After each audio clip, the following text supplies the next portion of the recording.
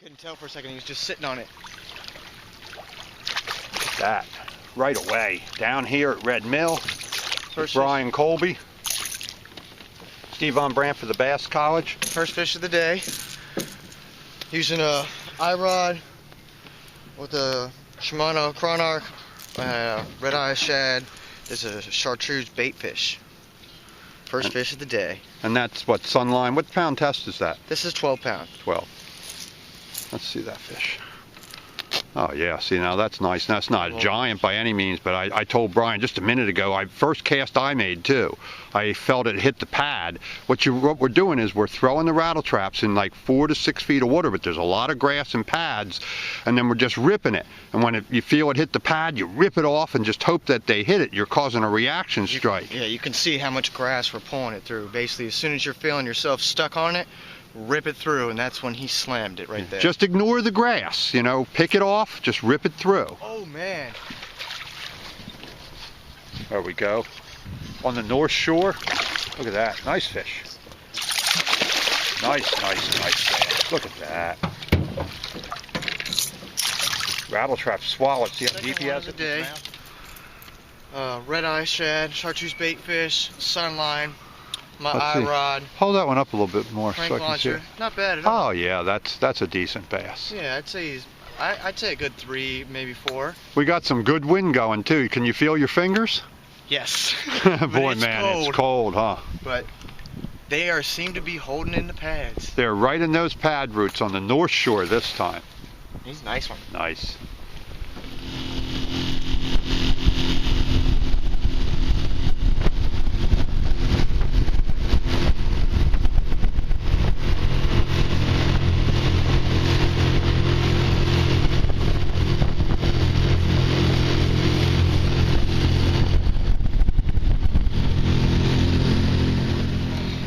Got this one, third one of the day, still using the I-rod with the sunline, with the red eye shad chartreuse bait fish.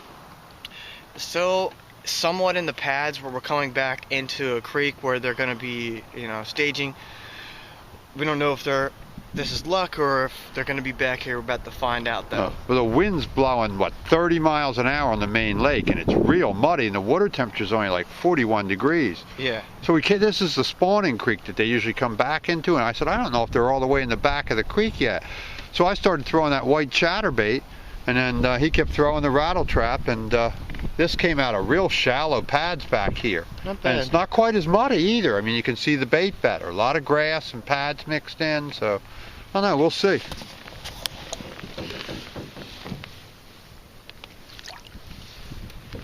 There we go.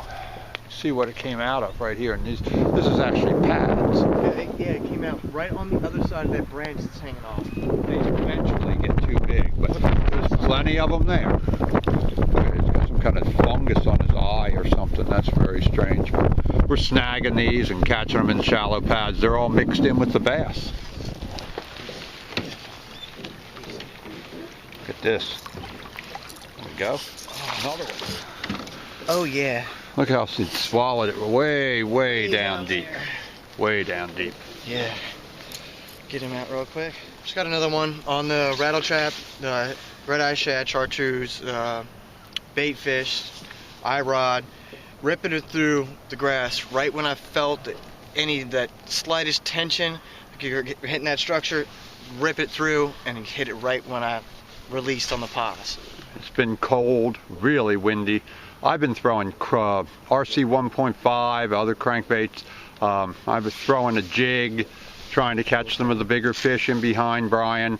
I take him into each one of the best areas, and then I just threw all different baits. I threw the Z-Man chatterbait and white, and I threw the different crankbaits, and I threw the jig, and it just wasn't it. Apparently they're really just on a rattle trap bite. So I have now switched to a cotton cordell super spot in shad color that you've seen me catch them on here before, and I'll throw that for a little while before we got to go. We'll see you in a minute. It looks almost like a Kentucky spot. Well, we got about 20 minutes left before I got to get out of here. You know how that saying goes, what a difference a day makes? Boy, it's not Saturday or Sunday like when they had the paper tournament that Dave was in here.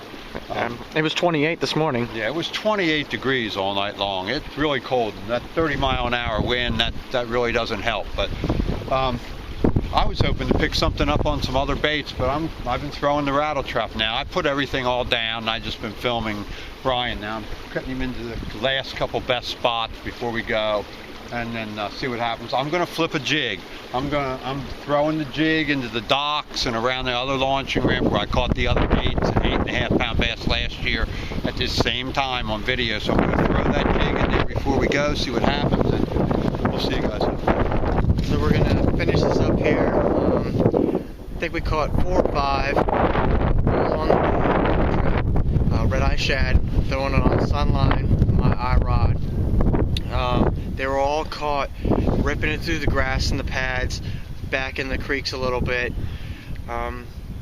Wasn't much else going on. We tried jig, chatterbait, crankbaits, nothing else. They didn't want anything but a trap today.